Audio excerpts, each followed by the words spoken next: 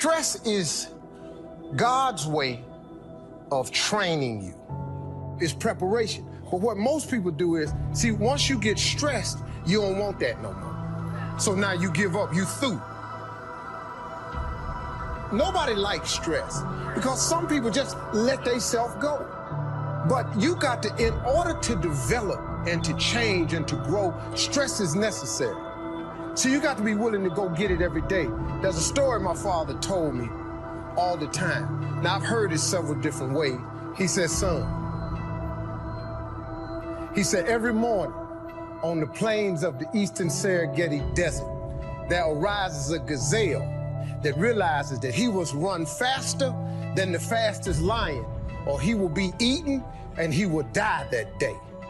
On that same desert arises in the morning a lion that realizes that he must run faster than the fastest gazelle, or he will starve and he will die that day.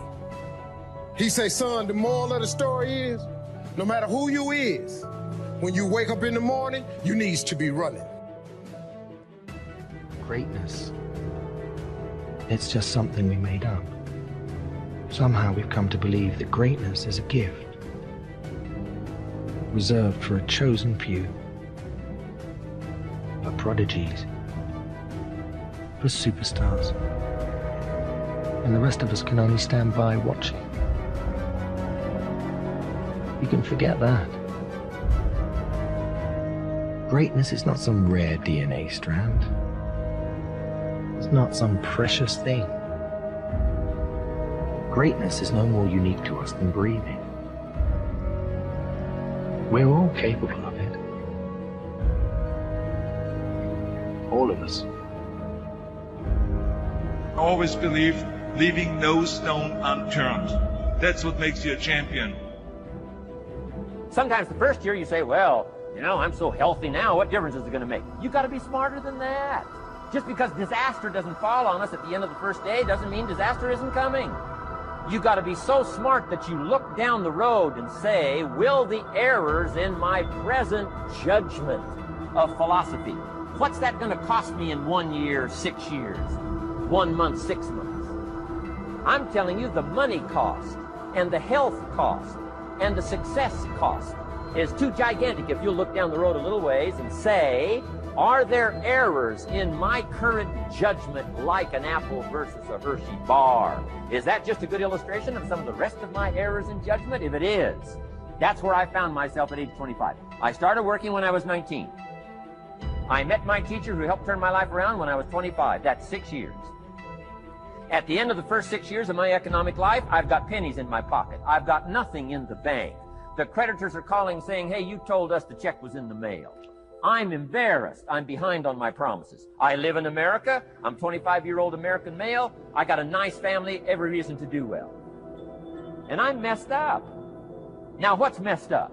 I used to think it was the community that was messed up, and the country was messed up, and the government was messed up. If those Democrats ever get in the White House, that'll really mess things up. If the Republicans stay in power, that'll really mess things up. The economy was messed up. Interest rates are messed up. I thought all this stuff was messed up. Then I found out that's not what was messed up. I was criticizing the only thing I had to work with. What was really messed up was my own personal philosophy.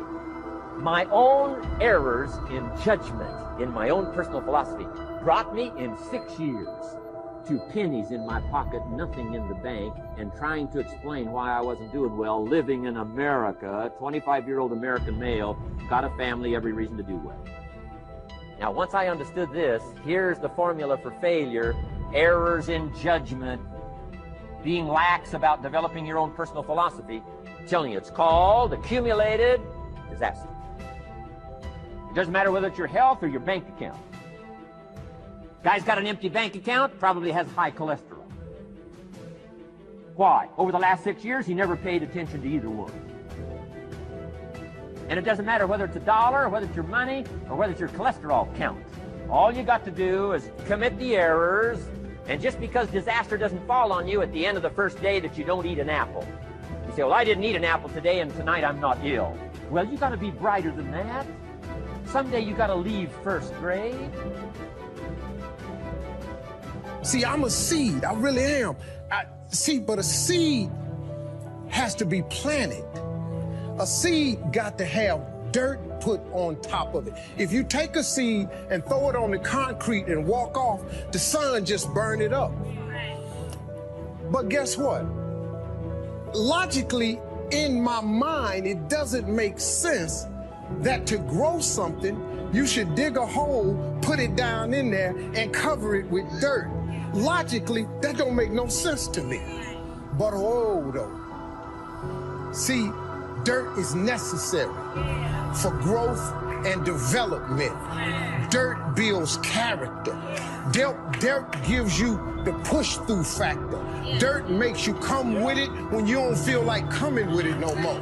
And you get dirt in a lot of different ways. All of y'all that had dirt thrown on you. And dirt ain't always what you want. It's somebody talking about you down on your job. It's somebody accusing you of something that you didn't do. It's somebody telling you you ain't gonna make it. It's somebody sharing information about you that ain't true. Everybody get dirt put on them. But see, when you're getting put under that stress, please know God is always working. God is always working, so I smile. Because I know he back there. See, that dirt builds character in you. When they talking about you, it teaches you to withstand it. Then it gives you something to push through. So when you put the seed and you put the dirt on it, if you understand stress, stress really ain't just dirt. See, they don't call it dirt when they plant it. They call it soil. Because, see, soil has nutrients in it. What the nutrients, when people talking about you, dogging you, lying on you, backbiting, stealing from you, talking about you, they're actually putting nutrients in you. When you're out there partying, horsing around, someone out there at the same time is working hard. Someone is getting smarter and someone is winning. You never want to fail because you didn't work hard enough. But if you want to win, there's absolutely no way around hard work. No pain, no gain. We're wired differently. We have to set a goal that if we hit that goal, we're guaranteed to make sure all that other stuff in the middle is going to happen. Why 3 o'clock in the morning? Why don't you sleep? My appetite. I said, E.T., I want more. I can do more. If I accomplish this without a father, if I accomplish this with my mom being a teenage mom, if I accomplish this as a high school dropout. How many of you believe in your life that your worst day can become your best day if you turn it around? Now let me give you the secret to success. Formula for failure: a few errors in judgment repeated every day for 1 month starts the weakness, starts the disaster process. You can imagine what happens in 6 years. Now here's the formula for success. A few simple disciplines practiced every day. And you've started a whole new process called a whole new life. A few simple disciplines practiced every day. And if you decide today to go for the apple instead of the Hershey bar, I'm telling you, you have begun the process of turning your life around. And if you keep up that process, not only with your health habits, but with your money habits and with your communication habits, with your sales habits, management habits, and every other habit that you've got, if you'll start that process, eliminate the errors and replace it with disciplines practiced, I'm telling you, you can start this process of life change immediately. After today, you don't ever have to be the same again. Only by choice. You don't have to walk out of here the same as you walked in today. Only by choice. You can start a whole new process. And you say, well, Mr. Rohn, is it that simple? Yes, it's that simple. Where else would you start but with an apple? You don't have to start with something staggering. What if you should be walking around the block for your good health and you don't?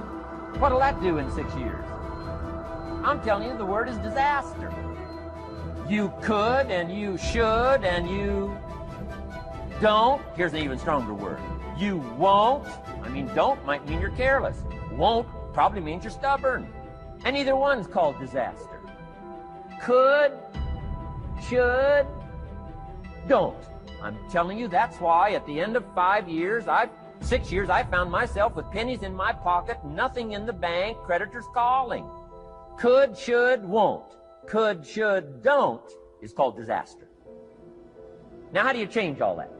The next 6 years, I got rich. The next 6 years, I became a millionaire. By the time I'm 31, I'm a millionaire. How about that?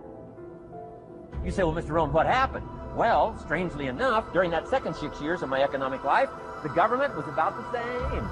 I'm telling you, taxes were about the same. My negative relatives were the same. I'm telling you, the economy was about the same, and prices were about the same, and everything else was about the same. Circumstances were about the same.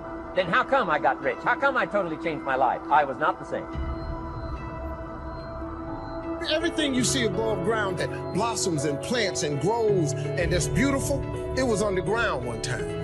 All them potatoes, collard greens, they was underground one time. Them apple trees, they was underground one time. So they had to prove themselves. See, you want to be successful, well then you got to prove yourself. You got to push through the dirt. You got to come up through here. You got to come out. Then you sprout, and then Bishop say, then you become a tree. Next thing you know, you got fruit. So when you under stress, take the stress for what it is. Don't get fooled. Don't just think, I don't know, man, Lord must not mean for it to be. What you tripping for? What you talking about? How you think you gonna be a plant, a tree, a flower, a bush, and ain't no stress? How you gonna get to be that without no dirt? I expect people to talk about me. Matter of fact, I look forward to it now. Do your thing, because if I can weather what happened to me and my family earlier, you can bring whatever you got now. There's some more stuff going around now that's about to happen. Bring it. Because now I have developed a character that is stress. I have soil, enough dirt on me that is providing me with nutrients.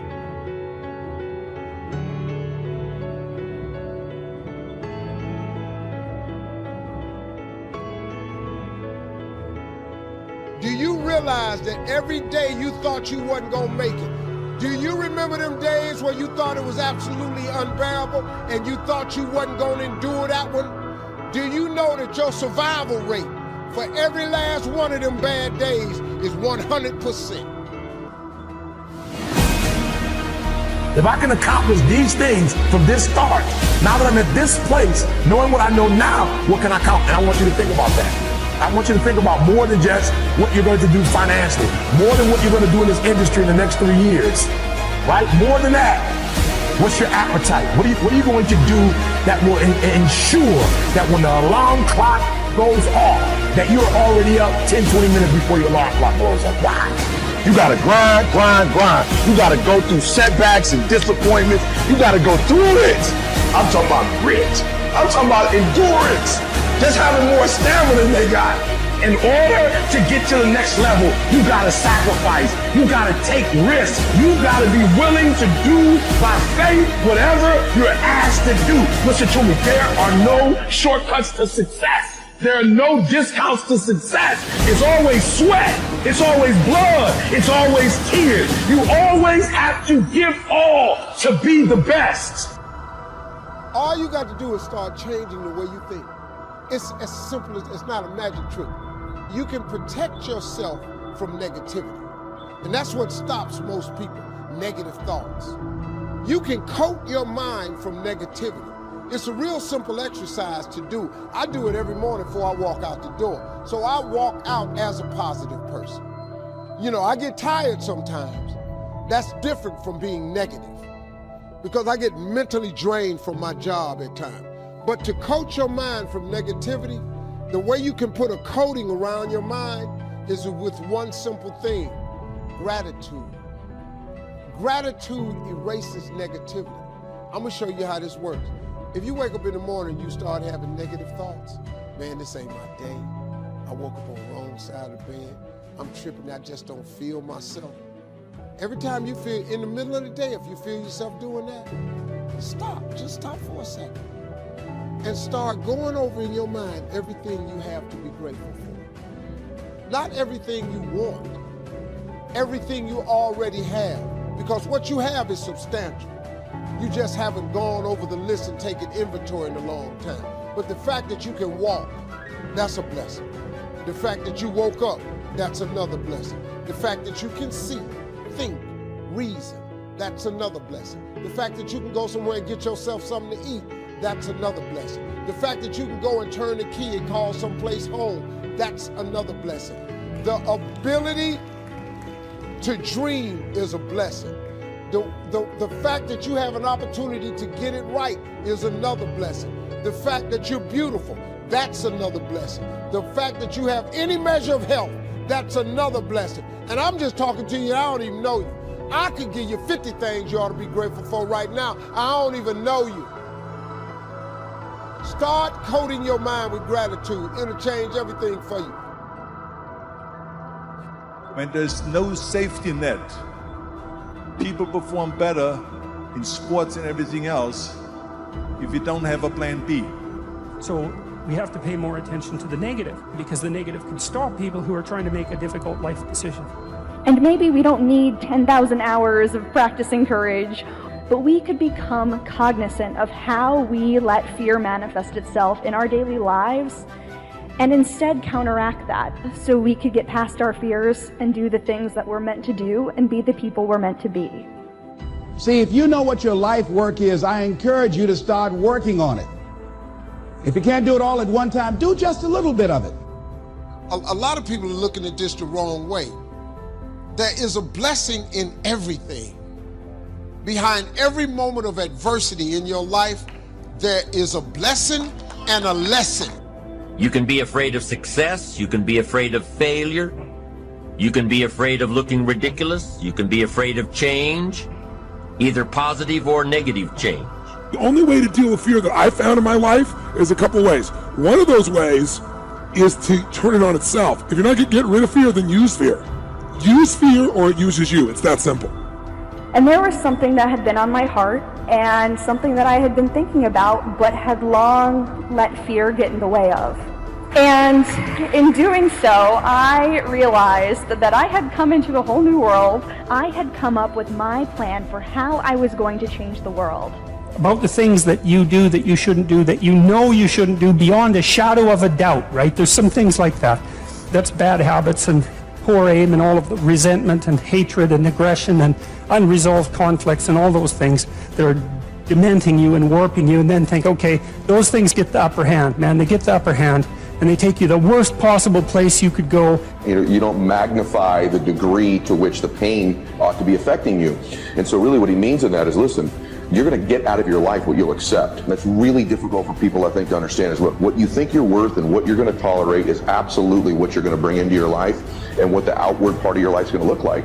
So I'm saying that as you begin to look at where you want to go, if you want to make it today, and things are changing so fast you have to literally run to stand still, I'm saying that you've got to make some conscious effort to begin to work to develop you. Where I was going to be doing a lot of things that scared me all the time, and it's something that over the past year and a half of my life I have been so grateful for, especially because I've been able to live my mantra. I've been designing and redesigning and redesigning and redesigning, right? And looking at the blueprint called me and what works and what doesn't work, and embracing what works and embracing what didn't work.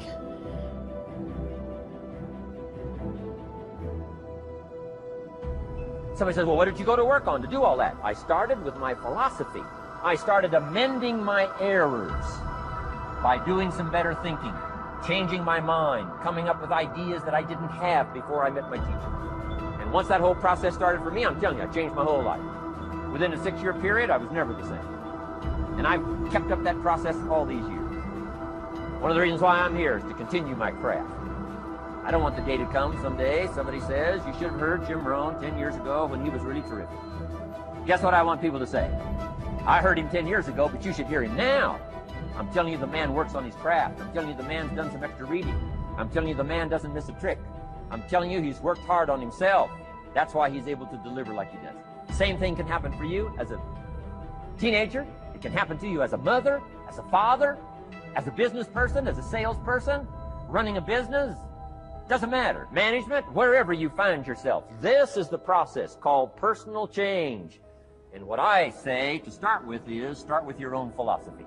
Your philosophy is going to determine whether or not you go for the disciplines or continue the errors that's called potential disaster. And everybody has it within their power. What was so happy for me to find out at age 25, Mr. Schultz said, Mr. Rohn, you don't have to change countries, but you do have to change philosophy.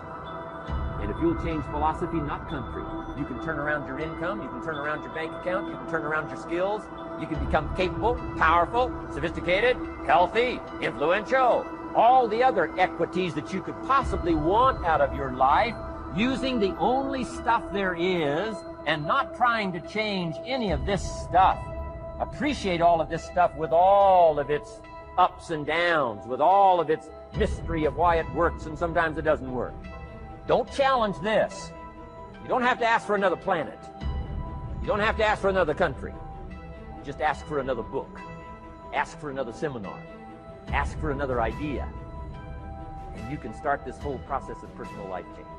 Now, I could spend the whole day on philosophy, because that's where it is. If I could get you intrigued with that enough to study it, enough to ponder it, to where you would pick up the commitment like I did and say, hey, as simple as an apple a day, as simple as a walk around the block, why not start right there? If you don't start there, where else are you going to start? We're affected by how we feel. First, we're affected by what we know and the decisions we make. Second, we're affected by attitude, how we feel. And I gave that quick list. Let me give it to you. It's how you feel about the past. You've got to have a good attitude about the past. Use it as a school, not a club. Don't beat yourself to death with your past. Faults, failures, losses. Let the past be a school. Harsh school, maybe. What else is new? Let the past be a school master to teach you. Not to threaten you, but to teach you. Next, it's how you feel about the future. Set your goals. We'll talk a little bit about that before we finish today. Goal setting. Promise of the future is an awesome force to affect your life every day. Without a future well designed, we take hesitant steps. And all you have to have is hesitant steps for 6 years. You'll be timid, driven into a corner, not boldly willing to go and take your portion, take your share. Okay. Next, it's how you feel about everybody else. You've got to have a good attitude about everybody else, because it takes everybody else to make a market. One person doesn't make a family. One person doesn't make a business. One person doesn't make a corporation. One person doesn't make a community. One person doesn't make a nation. It takes all of us to make a dynamic economy, a nation second to none. It takes all of us to make the churches, make the economy run. It takes all of us to make the possibilities. All the gifts that have flowed in here the last 200 years, unprecedented in 6,500 years of recorded history. There's been nothing like it. The ethnic streams that have flowed in here brought their gifts, brought their talent, brought their skills, brought their inventions, brought their work ethic. All of it mixed together is called America. Been nothing like it in 6,500 years. And to miss the value of it by some, warped attitude about it, I'm telling you, you've missed it all. And if you have an appreciation for it all, you'll draw from it. And if you draw from all the gifts that have been blended together here for 200 years, now for your value and benefit, think of what you can do for your days, for your business, for your conversation, for your equities. You can transform it to an incredible degree.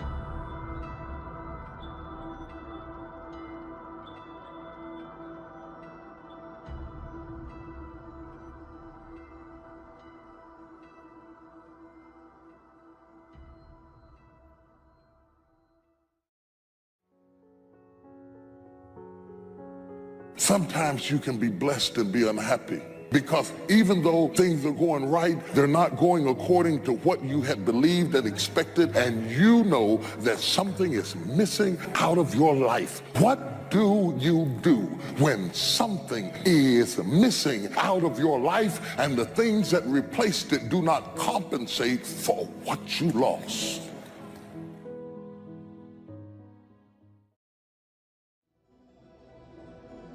If you don't know exactly what you want, or you let yourself get beyond that into something general, you're not going to achieve it. Clarity is power. You got to know the specific result you're after. What do you want? Why you're doing it? Because you know what? You may get a big goal. As soon as I want to make $1 billion, I want to bring peace to the earth. Why? Because as soon as you come up with a goal, all the obstacles show up. There are moments in our lives that we feel completely alone. We feel as though no one knows what we're going through. It is because of the uniqueness of the challenges that confront you are so unique to you that you feel like I'm up against it all by myself. So you got to get yourself past that. The way to get past that is have enough reasons. Reasons come first, answers come second. Task intelligence, you got to know why you want it, have enough drive to make it happen, enough juice to make it happen. If you don't have enough reasons, you will not make it happen. What is going to get you to actually fall through? Because the first plan's not going to work and the second plan's going to work, so you better have enough plans. If the first two don't work, you still got something else. Otherwise, you're going to be having excuses why it didn't work. In what you've done with your life thus far, is it giving you what you want? Is it giving you what you want? When you look toward the future, when you look at all that's going on out here, is there some place within yourself you say, hey, I know I need to be out there in that arena. I know I can do more than what I've been doing. Is that something that you begin to look at within yourself? See, I say if you look at your life, and if you're not getting what you want, you owe it to yourself to do something differently. If you're on a job, 85% of Americans go to jobs that they're unhappy. If you're doing something 8 hours a day that you don't like, it's not giving you what you want, it's not giving you a strong feeling of satisfaction and fulfillment. If that's what it is, you owe it to yourself to start strategically working to change directions. And generally, that type of circumstance is born because it's not because you don't have anybody to talk to, but can you trust them?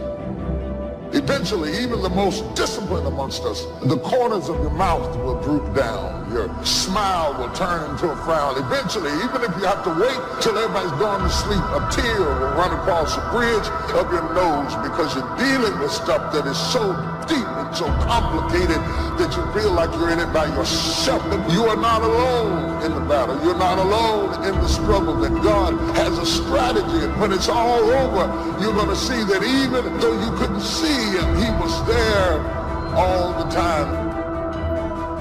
Most people will resist change. Most people will fight change as if change would be worse than what they're experiencing. Most people will not challenge the unknown. They won't just step out there. See, there are certain things that's got to be in place. They got to see it all together. And life isn't like that. That's not how you grow. As you begin to look toward the future, begin to know that whatever it takes for you to create that, you got that. You've got genius in you. You've got goodness in you. If you decide to take the initiative to change the current quality of your life, I say to you that you will find that the universe is on your side. I've always been told how average I can be. Always been criticized about being average. But I want to tell you something. I stand here before you, not listening to those words, but telling myself every single day to shoot for the stars, to be the best that I can be. Good enough isn't good enough if it can be better, and better isn't good enough if it can be best. Turn your wounds into wisdom. You will be wounded many times in your life. You'll make mistakes. Some people will call them failures. But I have learned that failure is really God's way of saying, excuse me, you're moving in the wrong direction. Other than death, all failure is psychological. Other than death, all failure is psychological. Think about that. If you aren't dead, then it's just psychological. It does not mean that you won't lose some battles, because you will. We all will. But it does mean that as long as you don't surrender, as long as you don't give up, as long as you don't quit, then you haven't failed. It just means you've made a temporary tactical retreat, a brief withdrawal, so that you can regroup and reattack. If you get beat, unless you're dead, you are not defeated. And you have not failed. What you've done is you've learned. You've gained experience. And you're still alive. So get up and go get after it. We all live in this bubble. What you got to do to get the life that God wants you to have, you got to put more air in your bubble. You got to blow your bubble up. Expand yourself. Take yourself out your comfort zone. Put some more air in your bubble. If you stay in your comfort zone, that's where you will fail. You will fail in your comfort zone. Success is not a comfortable procedure. It is a very uncomfortable thing to attempt. So you got to get comfortable being uncomfortable if you ever want to be successful. People say you have to have a lot of passion for what you're doing, and it's totally true. And the reason is because it's so hard that if you don't, any rational person would give up.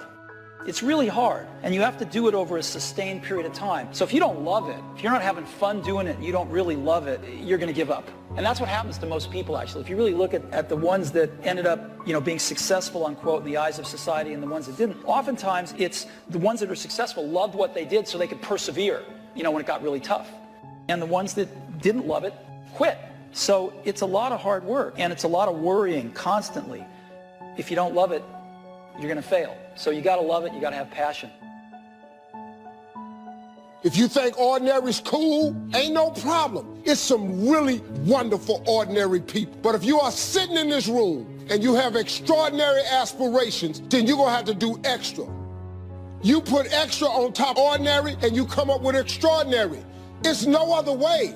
But here's the fact. All of you have extraordinary capabilities. All of you. You have to decide if you are willing to do the things to put you in that category. Rich people don't sleep 8 hours a day. That's a third of your life. He who loves to sleep and the folding of hands, poverty will set upon you like a thief in the night. You don't have to live worried, focused on the problems, wondering why it happened. You know a secret, you have favor in the storm. You know what was meant for harm, he's turning to your advantage. Here's the key. The enemy wouldn't be fighting you if you weren't a threat. Oh, get ready. Favor is about to turn things around. Favor is about to catapult you to a new level. Favor is not going to keep you from the storm, but favor will bring you out of the storm. We don't understand everything that happens. Sometimes life is not fair, but you have to trust that God knows what he's doing. This thing called life. You just don't know what the next moment will bring. But here's what I do know, and I want you to know. You have comeback power. When something happens to you, don't buy into what has happened to you. Buy into, I'm getting up out of here. I'm going to change this situation. This does not work for me, and I don't have the luxury of being depressed and angry. I need to clear my head. This is no time to do something stupid, like hurt yourself. No. So get serious about your goals, business goals, financial independence goals, family goals. I mean, there's so many things to work on this. But if you don't get busy and work on it, sure enough, the time will pass. And sure enough, 5 years from now, you'll wind up where you don't want to be, wearing what you don't want to wear, driving what you don't want to drive, being what you don't want to be. Now's the time to fix it. Your goals are affecting you, whatever they are. Your goals affect your attitude, personality. All day long, we're being affected by our goals. You got to clear your head so that the decision that you make represents the best in you. People who don't stop to clear their heads, they react. They don't respond. Be still and know that you're going to get through this.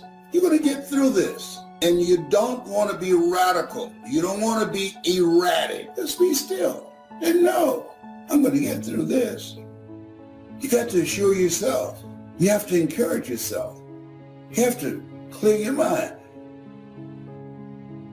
Your better future is a dream. Where do you want to go? What do you want to do? What do you want to be? What do you want to see? You've got to dream dreams. Without dreams and visions, people perish. You've got to have something to go for. Take the crumbs from starving soldiers, they won't die. Take the bread from hungry children, they won't cry. But without dreams, we all will die. You've got to dream. Don't lose your dreams. Becoming something unique on your journey here, don't lose your dream. That's long-range goals. Got to have those. Because if you set up something short range, go for it, get it, latch onto it, work hard, accomplish it. That starts building your strong feelings to go for your dreams. Economics plays a major role in everybody's life, which means it ought to be meticulously well planned for tomorrow. The area of life that matters clearly to all of us is time. And most people have very little mastery of this. I don't mean checking things off your list. I mean squeezing out of your life what matters to you most.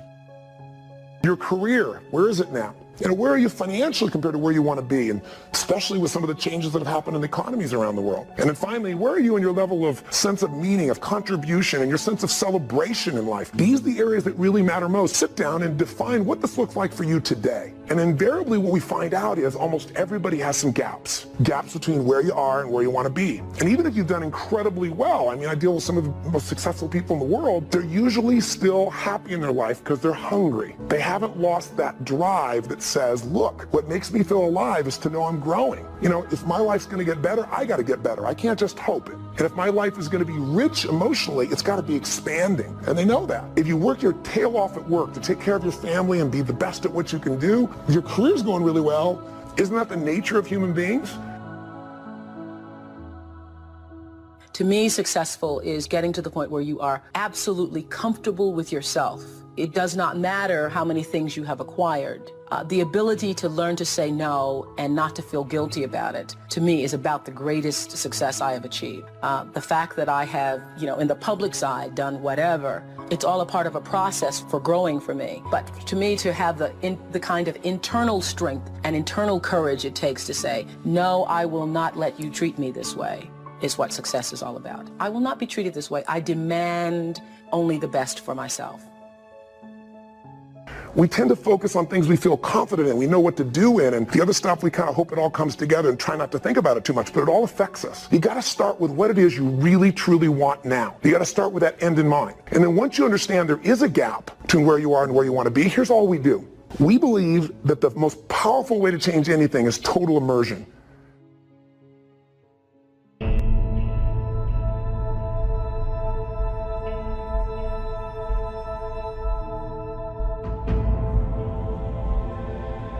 No matter what happens to you, it ain't over. As long as God wakes you up, that means he ain't through with you yet. And if he wakes you up, you got a shot to correct it and get it right. And he kept waking me up. So I figured, okay, God wakes you up. That also means that he has something for you that you've yet to receive. You can take my car, I can get another one. You can take my house, I can get another house. But when you take my time, you have taken something from me that is totally irreplaceable.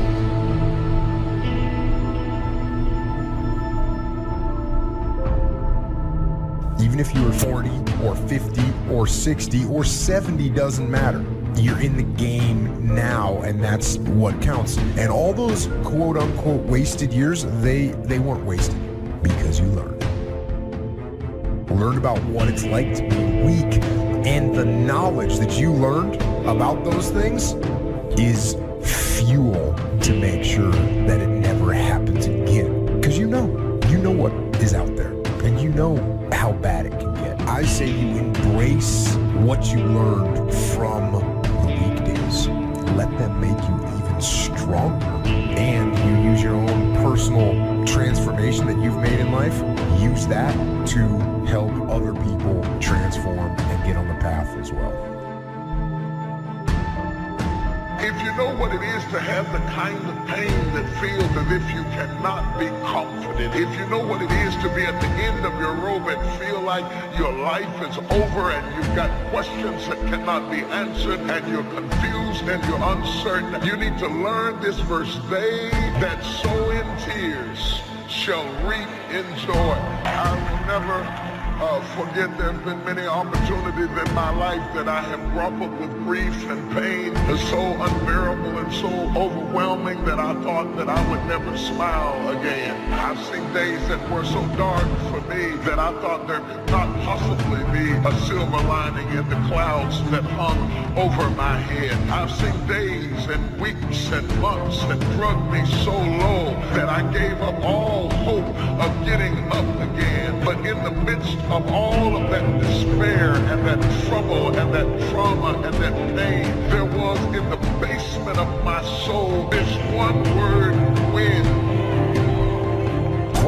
start the day as soon as you have it finished. Plan the day the best you can, leaving plenty of room for improvising and surprises and all the stuff that happens during the course of the day. But if you've planned a good, productive day, now you start that day, you can't believe how much more valuable your time will be. Next, don't start the month until you have it finished.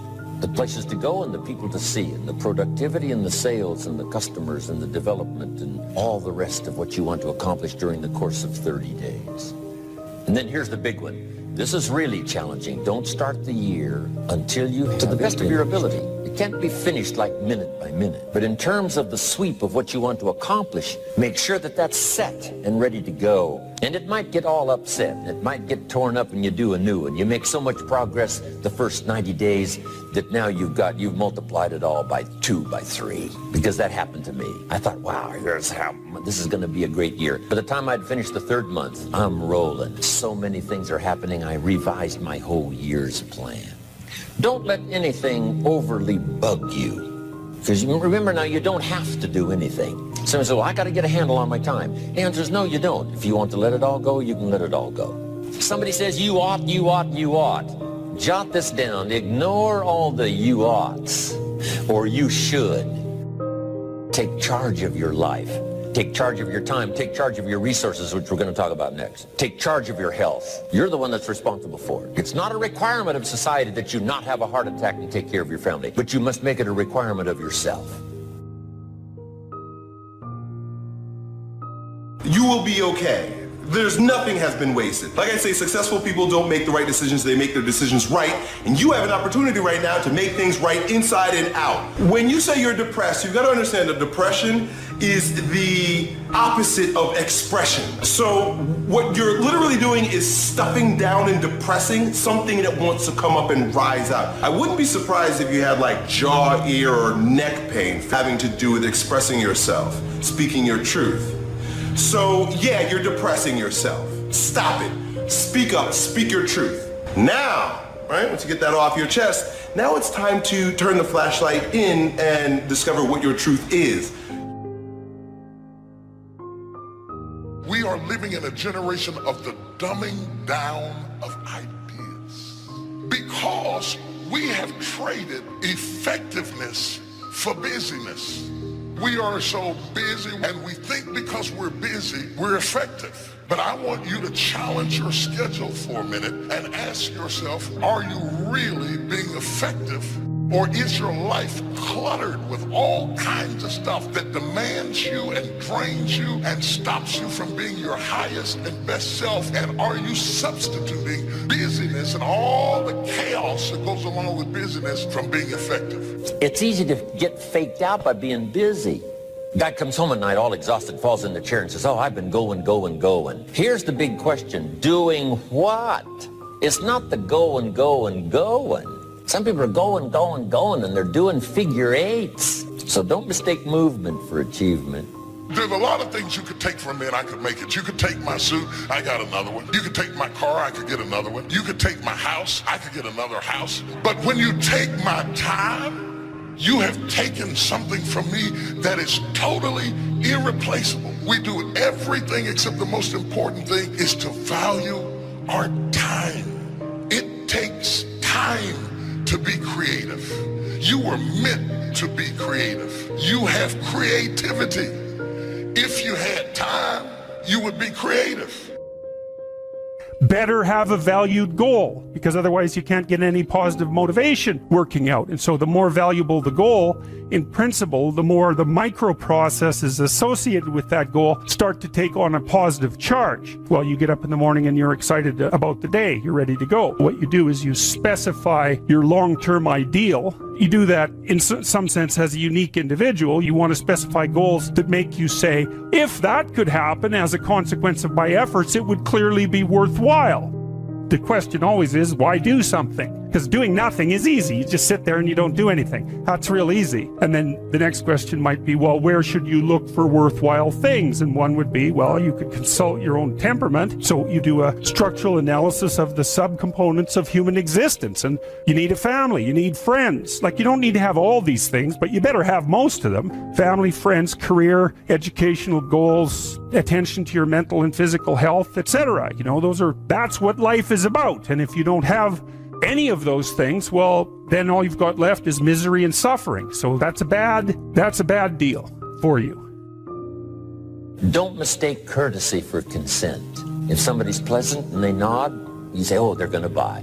No, they're courteous. You can't mistake courtesy for consent. Now, here's a big one, concentration.